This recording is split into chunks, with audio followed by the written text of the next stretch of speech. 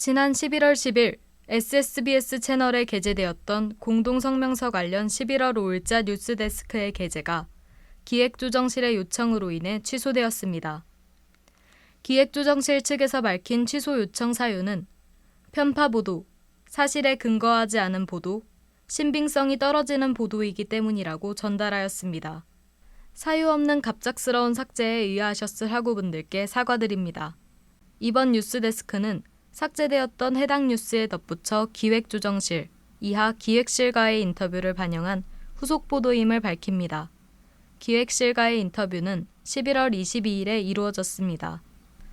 지난 10월 30일 교내 곳곳에 장범식 총장에게 소송과 관련한 일련의 사태에 관하여 입장 표명을 요구하는 공동성명서가 게시되었습니다. 공동성명서 내용은 다음과 같습니다.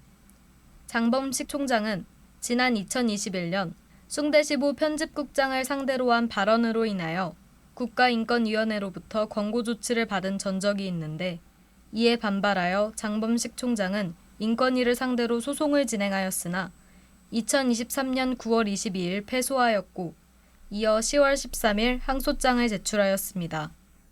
공동성명서에는 이러한 일련의 과정에서 일어난 정당성 문제와 비용 부담 부분을 문제 삼아 대자보를 게시한 것으로 확인되었습니다. 이에 SSBS를 비롯한 언론 사곡과 총장 직속 기구인 기획실이 대면하여 교내 공동성명서와 관련한 인터뷰 시간을 가졌습니다. SSBS 측은 어느 누구의 입장도 대변하지 않으며 기획실 측에서 답변한 그대로를 전달하는 점 고지드립니다. 먼저 기획실은 총장의 소송 비용이 학교 등록금으로부터 추출되었다는 공동성명서의 내용에 관해서는 완강하게 사실무근이라고 밝혔습니다. 또한 우리 학교는 사립학교법 규정에 맞게 집행이 되고 있다. 교비는 학교와 더불어 숭실대학교 법인에도 있다. 모든 학교와 관련한 소송은 재단에서 집행하나 학생 교육과 관련된 법은 교비로 집행할 수 있다. 또한 교내 3주체가 공동으로 작성한 공동성명서에 총장 본인이 입장을 밝히지 않았던 이유에 대해서는 첫째, 성명서의 내용이 허위 사실이기 때문에 입장을 밝힐 필요를 느끼지 못했으며 입장을 밝힐 의무도 없었다. 둘째, 교내 3주체가 공동으로 작성한 성명문이라고는 하나 학교 본부에서 입장을 낸다는 행위가 새로운 논란을 만드는 행위로 여겨지기 때문이다. 라고 밝혔습니다. 위 답변은 총장 본인의 의견이 아닌 기획실 측에서 전한 바라는 점을 알려드립니다. 즉, 소송 관련 비용은 재단에 관할이라고 판단하여 숭실대학교 법인 측에 사안과 관련한 질문지를 송부하였습니다. 질문은 다음과 같습니다. 법인 사무국 측에서는 공동성명서의 내용을 인지하고 있는가? 장범식 총장이 소송의 교비를 사용했다는 것이 사실인가?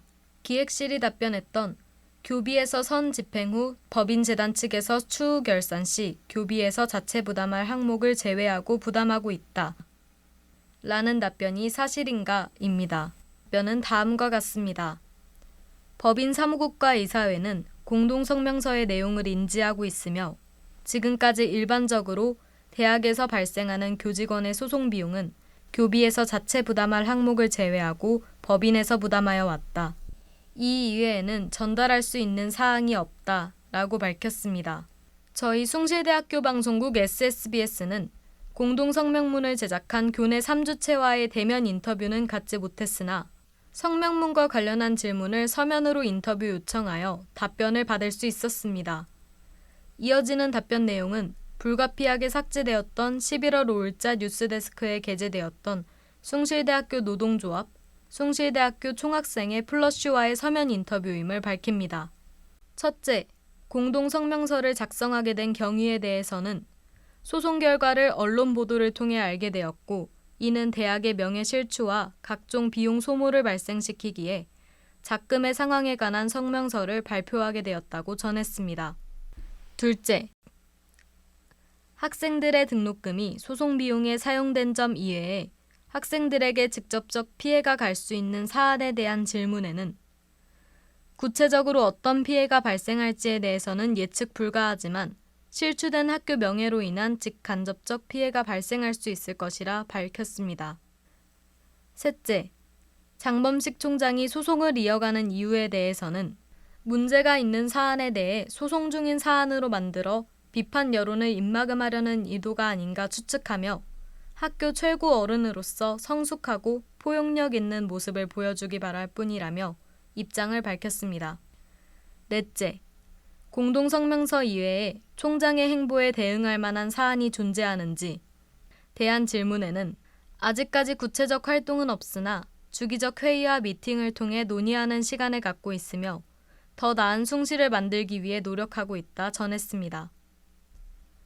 마지막으로 공동성명서와 관련한 노동조합 측의 전체적인 의견은 총장의 행보가 상식적인 선에서 이해가 되지 않기에 이에 대한 입장과 경위가 밝혀져야 할 것이고 정당하다면 그 이유, 잘못되었다면 공식적 사과를 하는 태도가 필요하다.